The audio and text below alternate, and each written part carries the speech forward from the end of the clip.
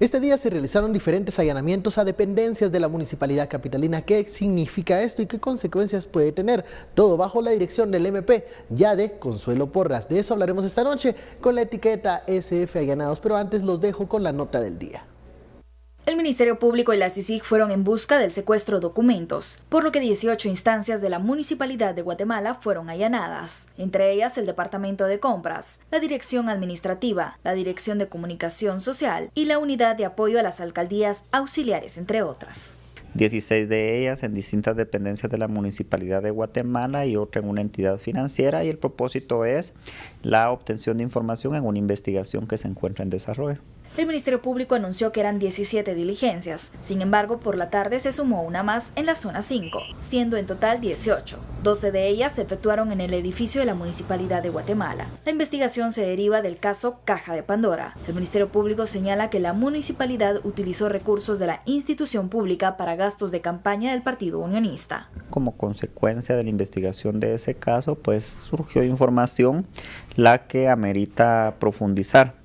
Y el propósito precisamente es ese, obtener la información, documentarnos y que posteriormente la misma sea analizada.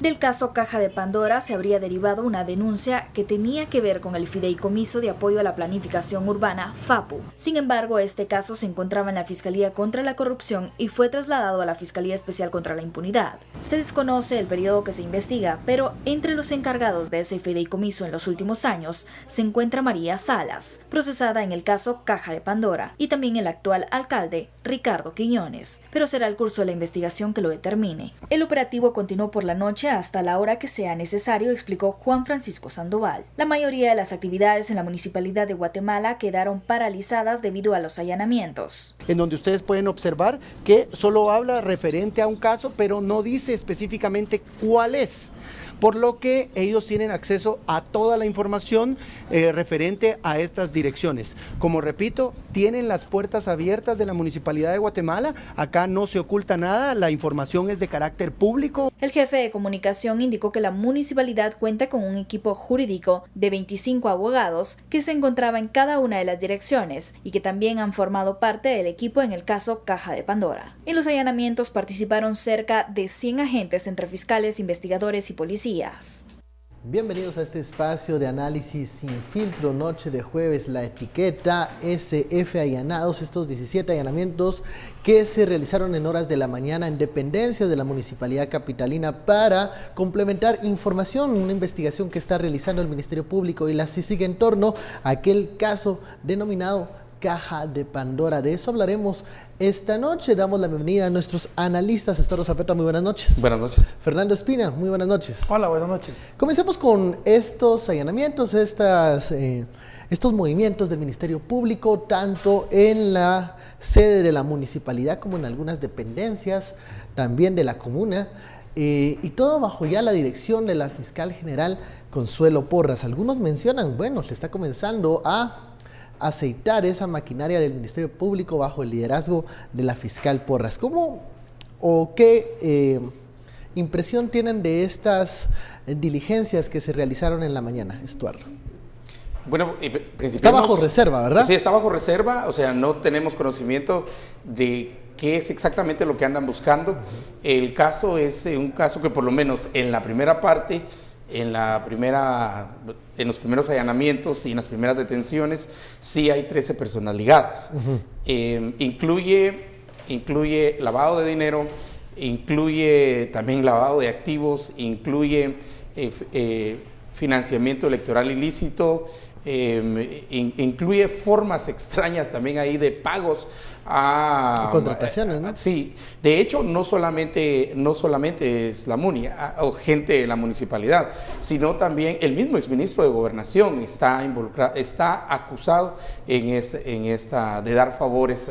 Este caso está asociado al ahora ya asesinado, y esa es otra investigación, ¿verdad? Que esta investigación nace de la investigación que se hace del asesinato de Byron Lima. ¿Verdad? Ha sido curioso porque las líneas de investigación han dado como resultado en su camino principal, han dado cruces que han llegado a casos todavía más grandes que lo que se está buscando. Por eso La despierta muchas expectativas lo que se Correcto. realizó y si se Aquí está hay- complementando información o se está yendo hacia otras otros caminos, áreas o están para buscando otra cosa que como expandir estaba la bajo reserva no investigación. sabemos en Claro. este momento. Aquí casos paralelos sería sería el de, ¿cómo se llama? El del transporte. Transurbano. Sí, casos paralelos serían también el de financiamiento electoral ilícito, que esa entra en otra fiscalía. Los fideicomisos Los que siempre se ha fideicomisos hablado. que se han establecido, o sea, tantos años de el expresidente y entonces alcalde Álvaro Arzú al frente de la municipalidad, que ahora entra en investigación. Yo creo que esta es una acción positiva para la fiscal general, yo lo quiero ver así. Sé que ha algunos habido han bastante hablado crítica de parálisis o de cuándo va a actuar y todo eso, Ajá. pero primero hay que sentarse bien en la silla, entender por dónde van los casos, continuar con los casos, como decía la exfiscal general, y luego darle. Ha habido también críticas a este caso, el mismo Álvaro Arzú, el día de los allanamientos se fue a plantar frente Y recordemos a la que CICIG, ¿verdad? con este caso se solicitó un antejuicio que luego Correcto. no fue dado lugar Correcto. En tribunales. Y llegamos entonces en este momento de investigación. Yo creo que es correcto que la MUNI abra, como dijo el vocero, ¿verdad? Que está abierta a dar toda la información necesaria. Posiblemente podrían después de esto haber más capturas, que no sería extraño, sería hasta lógico, pero también es mucha la información que hay que analizar en este caso. Es muchísima. Fernando, ¿cómo ves estas diligencias del Ministerio Público junto a CICIG ya bajo el liderazgo de la fiscal Consuelo Porras? Yo creo que son muy positivas. Me parece que tardó un poco en llegar esta diligencia. Recordemos que le han llamado al caso como la segunda parte de Caja de Pandora. Entonces, después de todo lo que ya nos comentó Estuardo que había sucedido, de la solicitud de antejuicio, de las capturas, esperábamos que se diera un poco antes, pero también entiendo los tiempos de investigación, y en este caso yo coincido con Estuardo que no podemos estar nosotros esperando que la nueva fiscal general llegue y sin conocer los casos e incluso sin estudiarlos, ¿verdad? O todavía no tener la confianza de qué es lo que está pasando, ella pueda autorizar, porque el Ministerio Público es una institución bastante jerárquica. Entonces me parecía a mí que es prudente que ella se tomara un tiempo para, antes de solicitar una diligencia, y más en un caso como este, que se empapara un poco de lo que estaba sucediendo. Se apresuraron muchos aquellos que iniciaron a señalar la gestión de Consuelo Porras como que habían retrasos, como que no estaba convocando a conferencias. ¿Qué pasaban con los jueves de CICIG? Decían algunos. Yo creo que sí, y siempre lo dijimos acá. Recordemos que en el caso de la señora Telma Aldana, ella tomó posesión casi un año antes, 10 meses antes que reventara el primer caso grande, el caso de la línea. Entonces nosotros, tal vez porque la población estaba muy acostumbrada ya a la coyuntura, y era un tema noticioso y era un tema interesante, esperar todos los jueves qué iba a pasar, y había muchas expectativas acerca de la nueva fiscal, de la señora Porras, de cómo iba a actuar. Si ella era parte del pacto, si tenía algún vínculo, si iba a continuar con la lucha contra la corrupción, que todas estas eran dudas bastante válidas. Recordemos nosotros que los funcionarios públicos no es como nosotros las personas individuales que podemos hacer cosas que no están en contra de la ley, ¿verdad? El funcionario público tiene responsabilidad por sus actos. Y en este caso que estamos hablando de temas judiciales y en temas donde se toca actores tan importantes, hay que tener los pies muy puestos sobre la tierra para empezar con toda esta maquinaria de pedir primero allanamientos, luego órdenes de aprehensión, luego abrir procesos. A ver, Fernando, este caso de Caja de Pandora, entre sus detractores siempre se escuchaba el argumento de que era muy débil. Se hablaba de pequeñas operaciones o transacciones y no aquellas cifras millonarias como se ha visto en otros casos. E incluso el hecho de que no se le retirara la inmunidad al alcalde Álvaro Arzú se vio como un revés para el mismo Ministerio Público. ¿Están ellos buscando más información que pueda sustentar un caso más fuerte y llevarlo a tribunales? Yo pienso que sí. Veamos el ejemplo del caso La Línea. Cuando se empezó en el caso de la línea, estaban investigando a unos vistas que tenían temas de corrupción y unas cosas no tan grandes. Y de repente se llevaron al presidente, a la vicepresidenta, a la mitad del gabinete. Entonces, estos casos son como cuando nosotros vemos que hay un hilito suelto en nuestro suéter y lo empezamos a jalar y se fue toda la manga. Sin suéter. Se fue toda la manga. Recordemos que estas son estructuras de crimen organizado. El trabajo que realiza la CICIG, que está concebida para desarticular cuerpos y aparatos clandestinos en el Estado, tiene esa finalidad. Entonces nosotros puede hacer que entremos acá por este caso débil de, como decía el alcalde Arzú, no me van a llevar por 2 mantas y unas pelotas. Unos pachones. ¿Verdad? Entonces pueden haber empezado por ahí, pero si nosotros vemos la diligencia que se realizó el día de hoy, donde están secuestrando una cantidad impresionante de archivos, donde están secuestrando documentación, teniendo acceso a las computadoras, yo creo que pueden vincular aspectos que no se habían visto y puede haber información que los lleve a otras cosas. Recordemos que en este caso se hablaba de unas plazas fantasmas, se hablaba de malversación de fondos, se hablaba también de abuso de autoridad, pero puede ser que nos lleve a muchas más cosas. ¿Por qué? Porque ahora la primera vez fue un allanamiento a una dependencia concreta. Ahora fueron 16 y pensemos, bueno, ¿por qué no fue a toda la municipalidad? También recordemos de aquel allanamiento que se realizó en una oficina del edificio El Triángulo que Claro. se asoció ¿Y por mucho qué? a esta investigación. Entonces, veamos nosotros indicios que son importantes de analizar. Van a 16 unidades y van a una entidad financiera. ¿Por qué no fueron a todos los bancos? ¿Por qué no dijeron vamos a toda la municipalidad? Porque seguramente en el primer allanamiento y la primera información que recabaron y lo que pueden estar aportando las personas que fueron detenidas, van identificando cuáles son los puntos donde puede haber información que les sirva. Bueno, vamos a la primera pausa de la noche, la etiqueta SF Allanados. Estamos hablando de las diligencias que realizó, los allanamientos que realizó de manera conjunta el Ministerio Público y la CICIG en las oficinas de la municipalidad. Volvemos.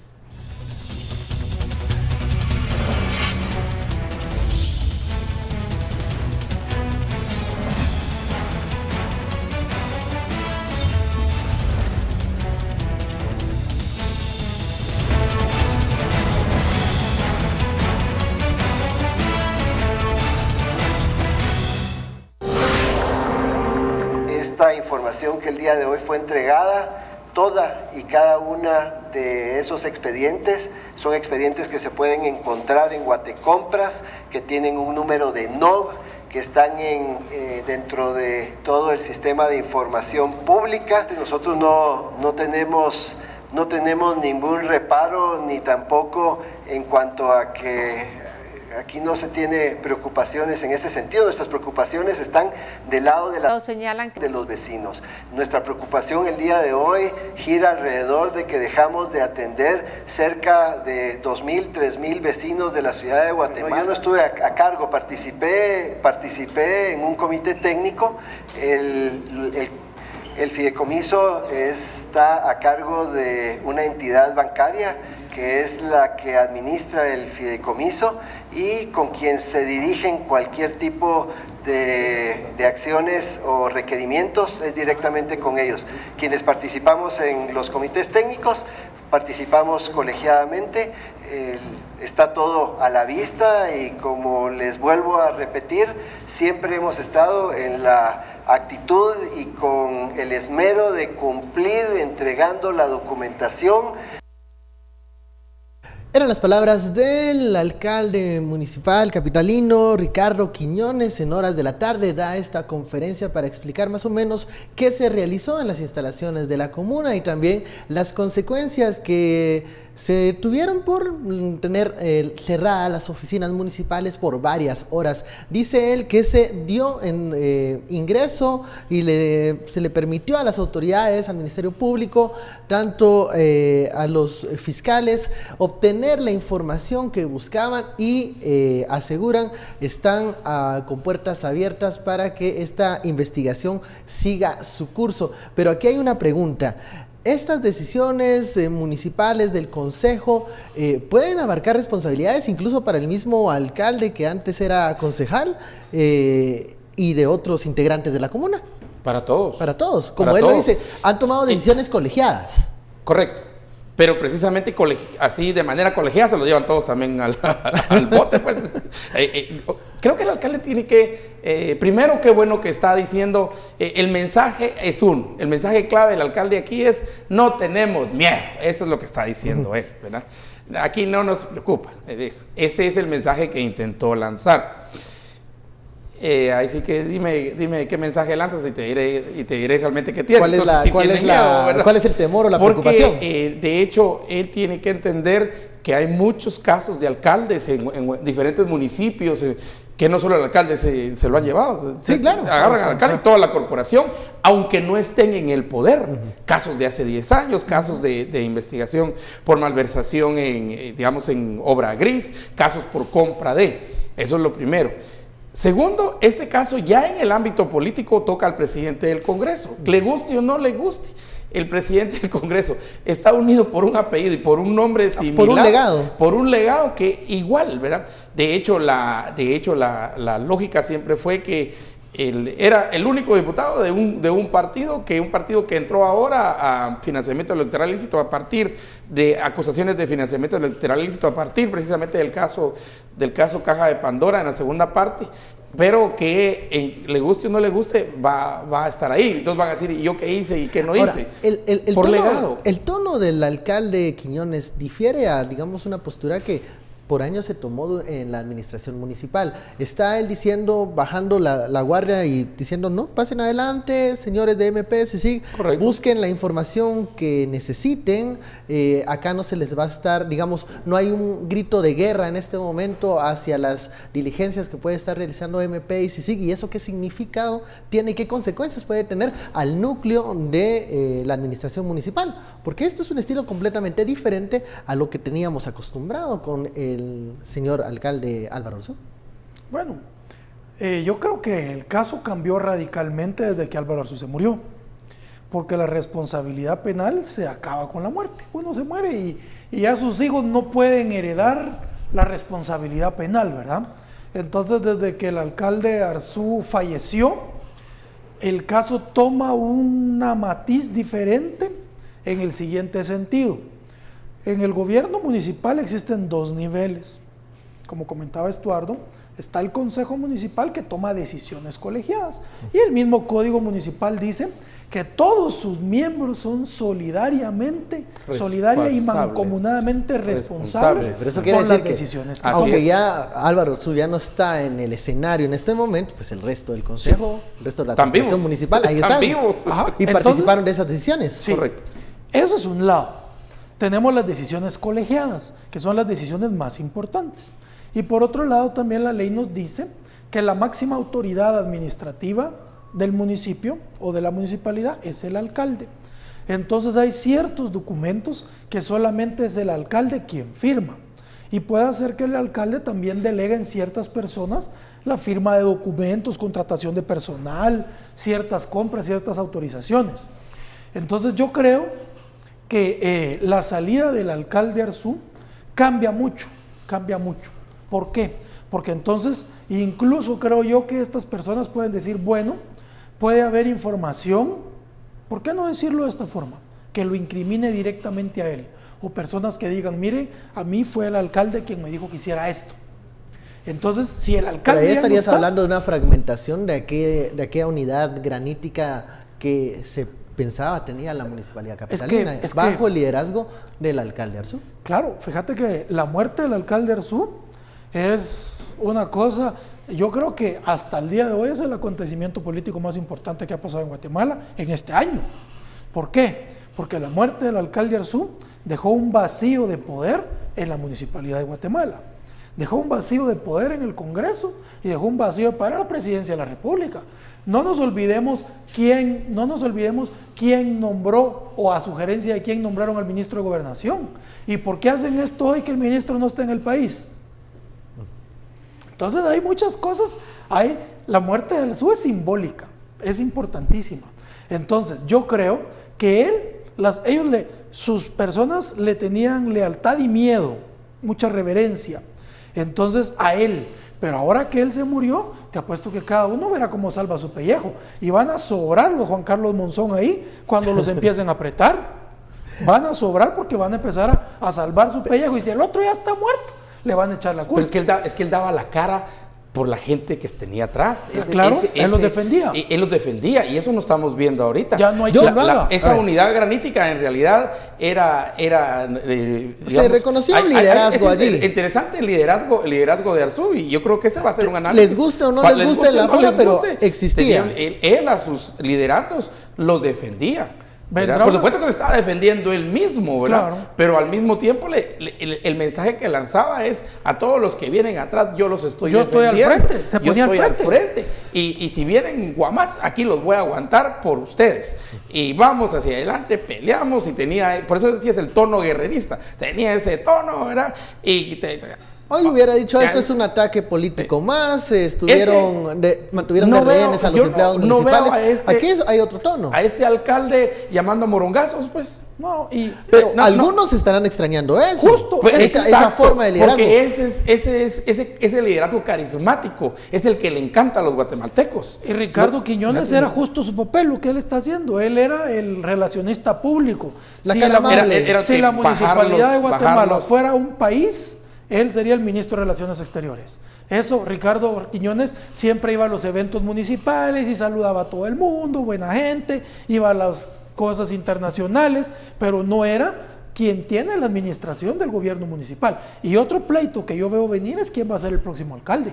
Yo no estoy seguro que lo vayan a dejar que él sea, si hay un linaje que tiene que proteger, una institución de la que... Pero además no hay partido. Pero es un partido político, eso no es una dinastía, debería de elegirse de una forma más democrática, ¿no? ¿Verdad? Nosotros veníamos a elecciones primarias y en nuestro sueño disque democrático. Ajá, claro. Pero además es que son formas de una forma de liderazgo que le guste o no le guste a la mayoría guatemalteco, le encanta ese liderazgo de Arzú, el caudillo. El hombre. Yo puedo asegurar que estas expresiones del alcalde Quiñones, algunos la pueden interpretar como debilidad. Yo veo una respuesta, digamos, institucional, formal. Una respuesta diplomática. Están abiertas las puertas, pasen adelante. En lo que mencionas, Estuardo, la gente lo interpreta como débil. Correcto. Porque en 25 años no estuvimos acostumbrados a eso. Entonces ahora está el hambre y de repente viene, pasen adelante. Entonces todo el mundo dice, ¿qué pasó? Eso dice mucho de nosotros también, de los guatemaltecos que interpretan eso. Yo no estoy hablando pues, ni de Arzú ni de Quiñones, estoy hablando de figuras, de usted, de mí, del tipo de líder, del chapín, del guatemalteco, del que espera, aquel que los mate. Aquel que no sé qué, fíjate, entonces ese es el liderazgo que mucha gente está esperando en enero de 2019. ¿Cuál hubiera sido la reacción de Álvaro Arzú hijo o de Roberto Arzú si ellos fueran los alcaldes? Hemos visto cómo reaccionan en el Congreso uno y el otro en redes sociales. Así, mira, con los guantes. ¿Se pondrían los guantes? Sí, ajá. Yo he visto a Álvaro Arzú Escobar. Yo he visto a Álvaro Arzú Escobar menos, con un tono un poco más conciliador que el padre. Porque estaba papi. Pero papi ya no está. Y hay que defender el legado. Y hay que defender el legado. Mira, te voy a poner un ejemplo claro. Recordemos cómo él saca un comunicado en nombre del Congreso diciendo que habían puesto una querella contra Acción Ciudadana. Y no puede hacer eso. Disculpa, pero eso sí fue una... Esa no es monarquía, pues el Congreso no es monarquía, no es el rey que saca su decreto. ¿Qué actitud un Arzú hubiera tomado si hubiera estado al mando de la municipalidad? Y además estos vienen de que se creen que son de sangre azul y que son criollos. Son criollos. Entonces, y a la gente le encanta eso en Guatemala. No, le encanta, pues. Hay gente que le gustaría una monarquía. Sí, te dijera yo, se creen como primos de la reina Isabel. Quisieran un Borbón. Sí, que los Borbones. Entonces, verán, el único Borbón que tenemos es el que se toma. Sí, ese es muy bueno. Bueno, vamos a la pausa. Regresamos la etiqueta SF Allanados. Ay, no.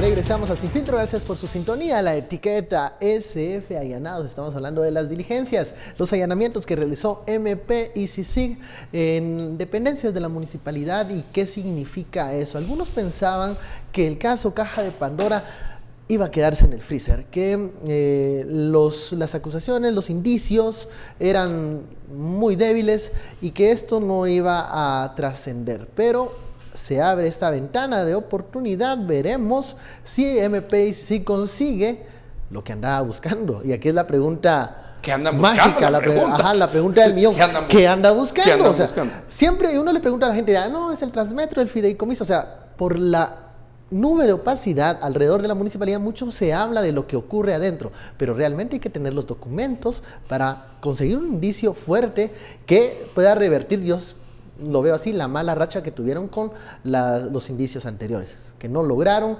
Es cierto, hay ligados a proceso, pero ahí la joya de la corona era Álvaro Arzú y no se logró, no se pudo. Se va a cambiar la correlación de fuerzas y van a lograr con lo que hoy trataron de buscar, conseguir una investigación más fuerte. Y eso, seamos claros, creo que la investigación, y ahí bien por la fiscal general, la investigación va a seguir independientemente, esté o no esté el señor, digamos, señor Arzú. Papá Pitufo, esté o no esté, no importa, va a seguir la investigación, que es lo correcto, es que la investigación tiene que seguir, así como esta tiene que seguir la investigación del vinagre, del vinagre mágico, ¿verdad? De la agüita mágica, perdón, tiene que seguir la investigación de la línea, y es correcto, los Juan Carlos Monzones aquí podrían empezar a aparecer. De hecho, ya hay un informante. Todo esto se ha hecho con base en un informante, y no me refiero a la pareja de Lima, sino otro informante.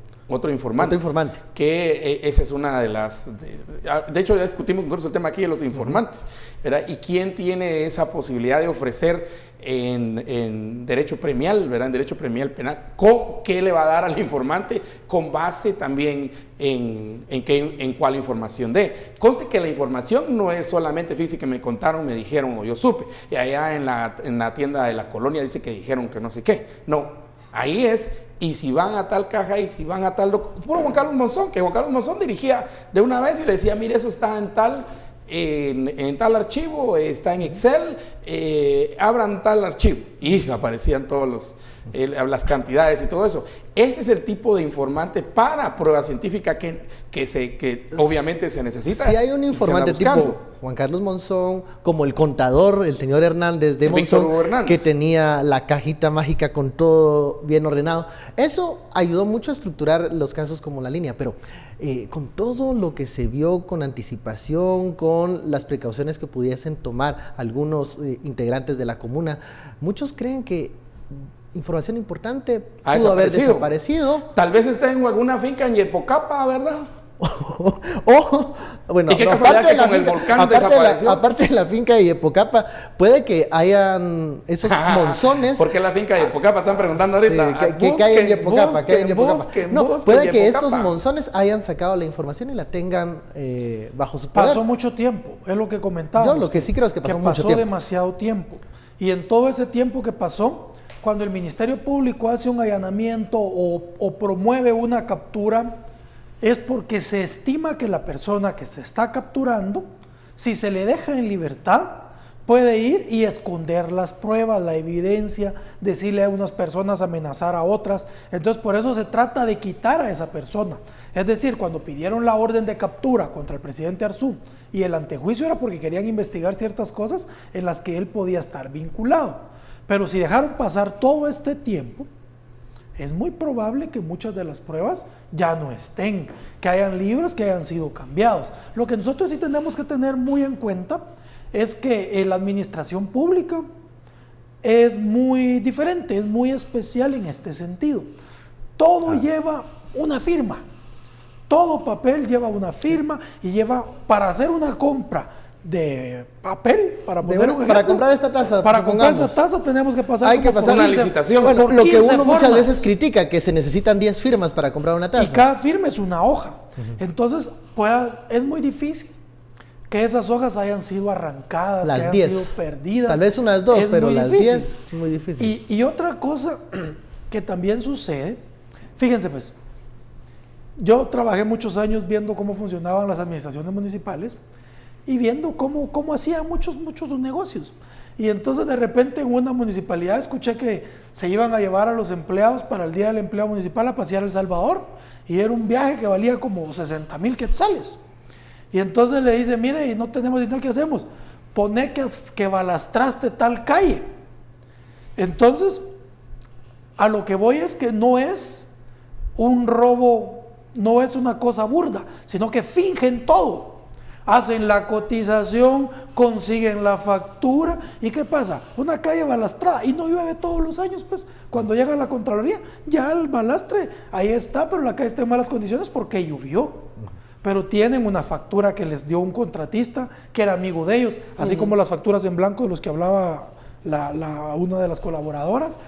Tienen funcionarios públicos que han subido a Guatecompras los procesos, que han dicho que se requiere tal cosa. Es decir, estas personas pueden tener miedo. Lo que sí puede haber es que el que haya hecho todo eso falso se asuste y diga, ¿saben qué? A mí me pidieron que creara un evento para liberar 50,000, 60,000 quetzales. Acordémonos que hay un monto máximo de 90,000 para ciertas compras, claro. ¿verdad? Entonces, por ahí por pueden ir. esas facturas salieron por 89,900. 89,000. Aquellas facturas que... Eso es ya compra saben las directa. facturas del hijo de quién, ¿va? ¿Son de 89,000? Ahora, el reto entonces, luego de realizados estos allanamientos para el Ministerio Público es, ojalá hayan encontrado algo.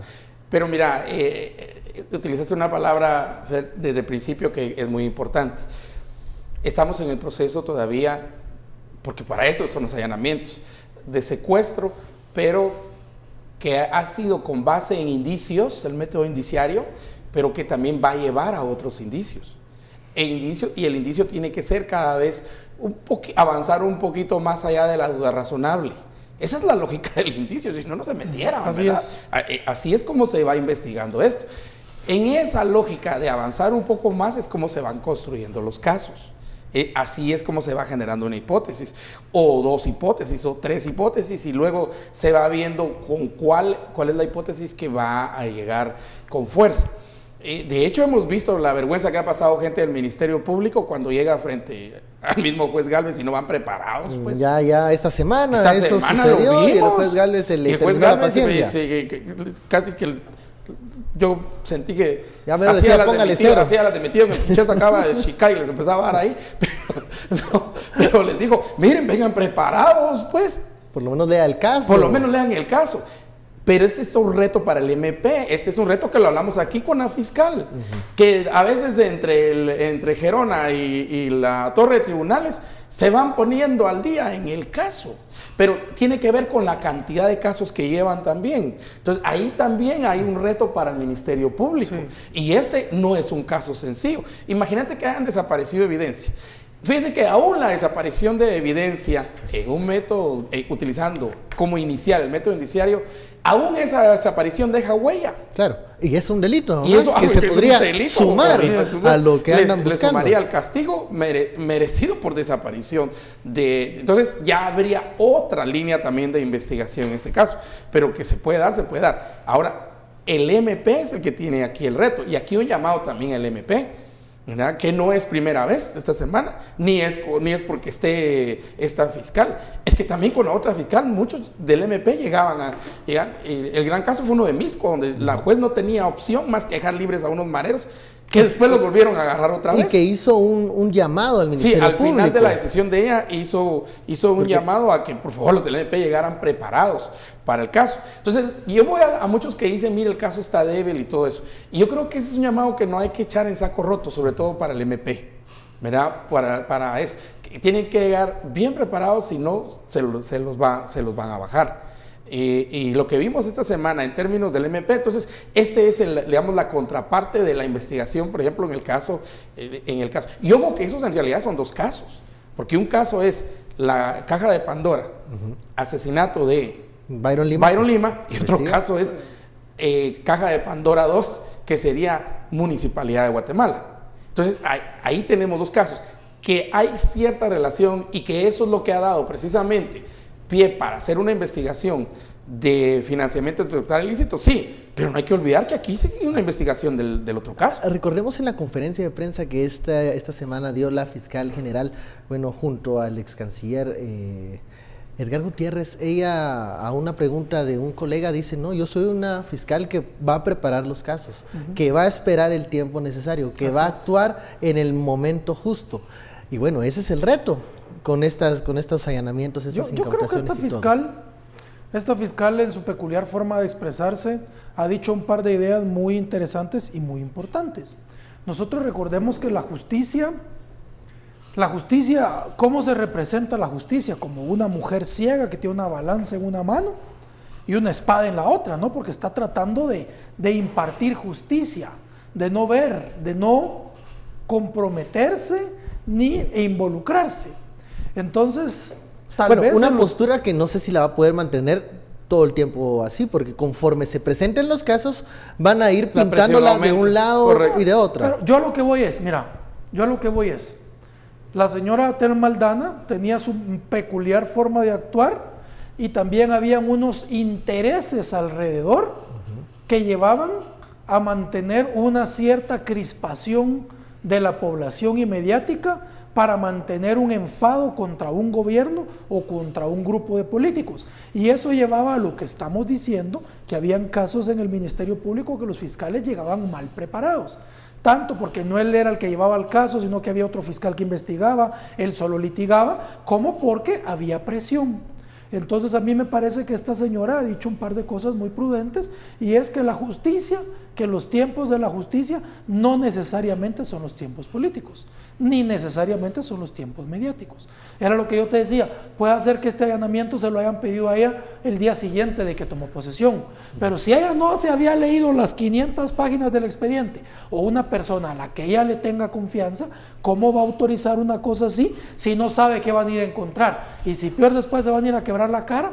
Entonces yo creo que nosotros también debemos de empezar a entender, ya no podemos regresar a aquella justicia de 200 años, no, pero tampoco podemos esperar que todas las semanas vamos a tener un caso para estar entretenidos, porque no se trata de eso de la justicia, no se trata que de aquí al 2019 que vayan a haber elecciones, que metan presos a los políticos que están por ahí, solo para que estemos entretenidos. Si hay pruebas, si hay indicios fehacientes, vamos y los investigamos. ¿Qué es lo que pasa? El Ministerio Público muchas veces llega y pide una orden de captura o un allanamiento para empezar a investigar, y luego llegan a 6 meses con la gente en la cárcel y no presentan pruebas. Yo digo, el Ministerio Público debería pedir una orden de captura si tiene indicios fehacientes, pero a veces clausuran los procesos porque no tienen ni eso. Y en la discusión de anoche, precisamente, era eso. Aún en el Congreso de Estados Unidos salió el tema de los tiempos largos de prisión preventiva, sí, bueno, como un problema real en Guatemala, porque no hay la investigación, se va posponiendo y hay alguien en prisión preventiva, y los mismos congresistas lanzaron que ese era un problema no solo de aquí, sino de muchos países de Latinoamérica. Vamos a la pausa. Al regresar hablaremos de algo que está sucediendo en el Congreso de la República, que algunos pintan como una alternativa a esto que sucede con los plazos, con la prisión preventiva, la iniciativa de aceptación de cargos. Volvemos.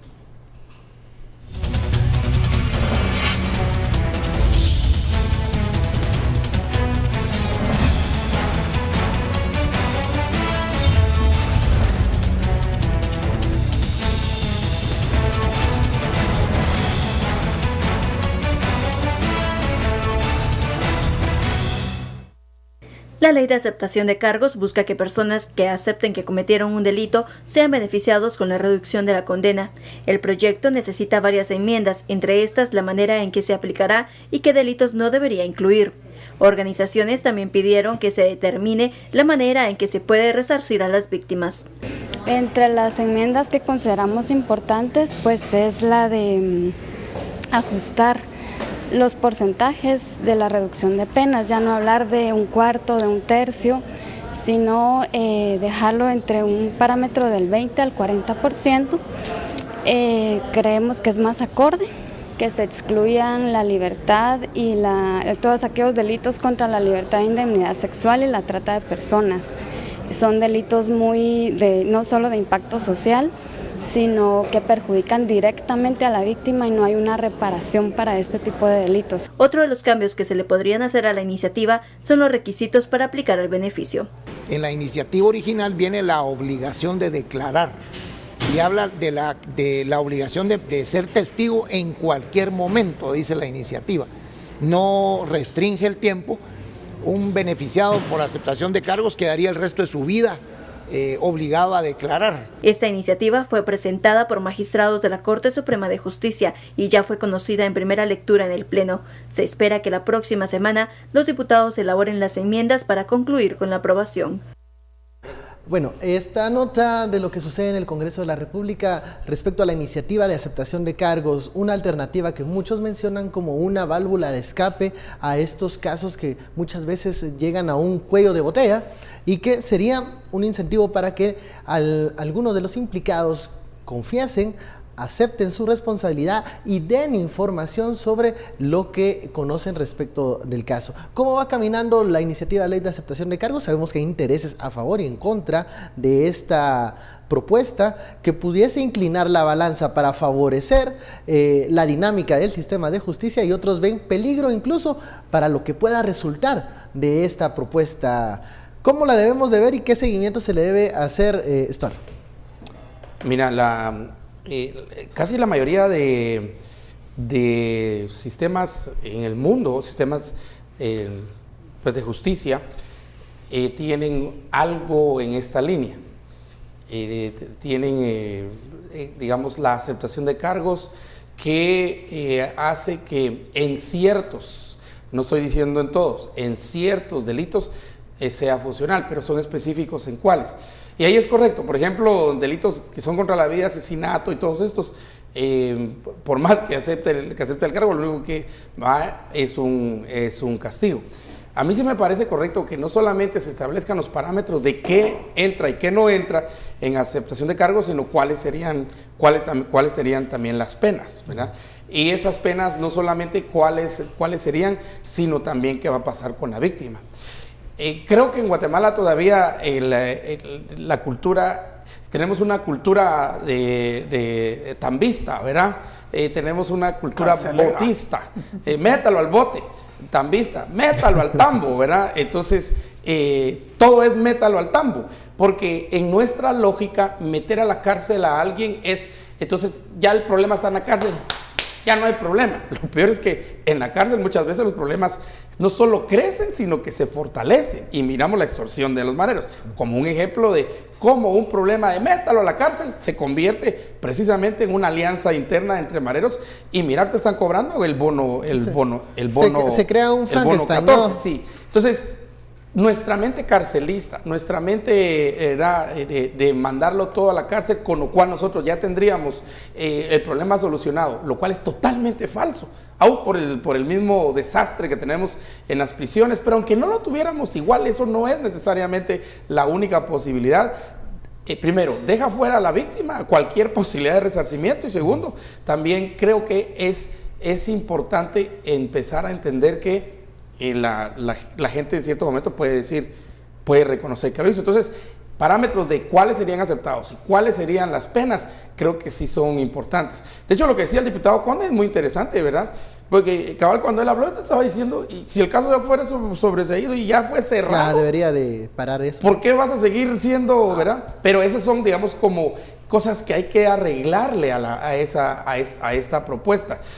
Otra vez, insisto, que la mayoría de sistemas sí tienen una forma de reconocimiento, el cual va asociado a una forma de resarcimiento a víctima en ciertos delitos, no en todos, ¿verdad? Y eso sí tiene que quedar muy claro. Ley de aceptación de cargos para que camine en el Congreso de la República, conociendo el organismo legislativo que tenemos en este momento, ¿qué posibilidades hay de ver luz verde o dar luz verde a esta propuesta? Yo creo que en el Congreso están más preocupados por el tema del transfugismo que por aceptación de cargos. Creo que la ley de aceptación de cargos es una válvula de escape importante y necesaria. También estoy convencido que esto lo que nos demuestra es un problema mayor. Es un problema mayor porque, cabal, como lo está diciendo Estuardo, en Guatemala nuestra mentalidad que está reglada por nuestra legalidad. Nosotros tenemos un sistema carcelero. El Código Penal de Guatemala es de 1973. Era una época en la que había que meter a todo el mundo a la cárcel, había que tener esa autoridad, el Estado tenía que tener esa facultad, porque recordemos que estaban persiguiendo guerrilleros. Es un código contrainsurgente. Entonces el objetivo era tener la legalidad para que estuvieran en la cárcel. desarticular o hacer las cosas que ellos hacían. Entonces, estamos en el año 2018 aplicando legislación de 1973 y luego pasamos por el sistema procesal que tuvo una reforma en el año 2004, si no estoy mal, en el 94. Tuvo una reforma y no termina de cuajar. Nuestros jueces siguen actuando como que si ellos fueran el Ministerio Público. Entonces yo creo que aquí también hay un aspecto que nosotros debemos de considerar, ya no solo como abogados, sino como sociedad, y es nos debemos una modernización de la legislación penal. Muchos países en América Latina, digo América Latina porque somos de los más atrasados, han modernizado su legislación penal al extremo que lo que se ha buscado hoy día es la reivindicación de la víctima. ¿Qué quiere decir esto? La reparación digna. Pero eso se contrapone a veces con aquellas visiones que buscan que la reforma penal sea más rigurosa, apretar más las penas, o subir los números de años en la cárcel, y que quieren resolver todos los problemas con el Código Penal. Y no se puede, no se puede. No. A ver, entonces, ¿qué es a lo que yo voy? Yo creo que nosotros tenemos que modernizar nuestra legislación y tenemos que llegar a estos aspectos donde la víctima sea el verdadero objeto de un proceso del derecho penal. Correcto. Si una persona fue robada, si una persona fue ultrajada, si a una persona fue lesionada, el objetivo primordial del derecho penal debería de ser que en la medida de lo posible esa persona reciba una reparación, un resarcimiento.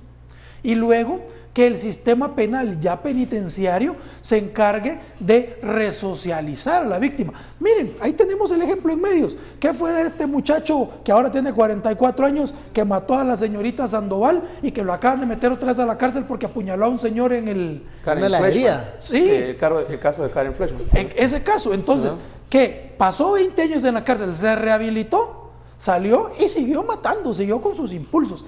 Entonces, la ley de aceptación de cargos, sí, está bien, es importante. Necesitamos una válvula, necesitamos que la gente sienta que si colabora, va a recibir un premio. Pero les digo una cosa, esas cosas ya existen en nuestra ley. En nuestro Código Penal tenemos el procedimiento abreviado. Correcto. Al que se acogieron, criterio de oportunidad. al criterio de oportunidad, al que ya se han acogido varios. Es cierto, no caben todos los delitos. Y la gran diferencia entre este y aceptación de cargos es que lo que se estaba pidiendo en aceptación de cargos es que fuera amplio. Por eso ahí vemos a la abogada diciendo, sí, ahorita estamos pensando quitarlo de ciertos delitos. Ningún guatemalteco con la mentalidad conservadora que acá tenemos va a estar de acuerdo que en esa ley una persona que fue un violador, que acepte que fue violador y entonces le rebajan la pena. Ajá. No se va a aceptar, como tampoco van a aceptar que Roxana Valdetti y Otto Pérez salgan de la cárcel porque vengan ellos y digan, sí, acepto, aunque vemos que la estrategia de su defensa es negarlo, ¿verdad? Entonces, tenemos esta mentalidad de sangre, nuestra sociedad está enferma en el sentido que quiere venganza. Y tiene Pero justicia razón. No es sinónimo de venganza. Y tiene razón en Justicia el sentido no es de que hemos pasado muchos años viendo cómo somos abusados como pueblo, como sociedad, por un grupo político y por un grupo económico. Entonces tiene razón que la gente quiera por una noche que esté en la cárcel. Pero yo digo, ya como abogado y también como persona, la cárcel no necesariamente es la solución. Y la ley de aceptación de cargos va a ser para quien la acepte. Pero si la defensa de la persona le dice, mira, vos negalo.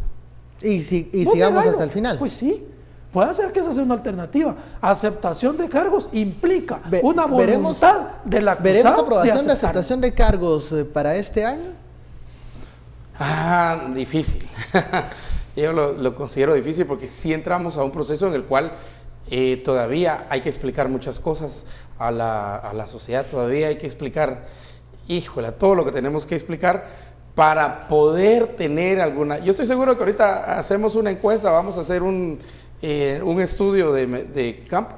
Estoy seguro que más del 90% de la gente ni le parece ni le gusta. O que piensa muchas veces que aceptación de cargos es sinónimo de impunidad. De impunidad, exactamente. Hay una idea sí, en el aire. Mire, usted cayó al pelo, mire todo lo que hizo, todo lo que se robó, y ahí va para su casa, pues, le dicen a uno, ¿va? Entonces, esa mentalidad todavía la tenemos, pero Creo que hay que explicarlo y aquí es función del Congreso, función de... Ojo que esto lo lleva, originalmente lo lleva CICIG. Claro, CICIG es junto la que con la Corte. Es una propone, propuesta de ellos. es rechazado y luego vuelve a meterlo otra vez y vuelve a entrar otra vez. Sí. Y yo en lo particular, viendo los otros sistemas, ¿verdad? El plead guilty, por ejemplo, en los gringos, o inocente, en inglés no es innocent, en inglés es plead not guilty, ellos tienen guilty, not guilty, ¿verdad? Sí. Esa es la forma como lo tienen, y el inocente es not guilty.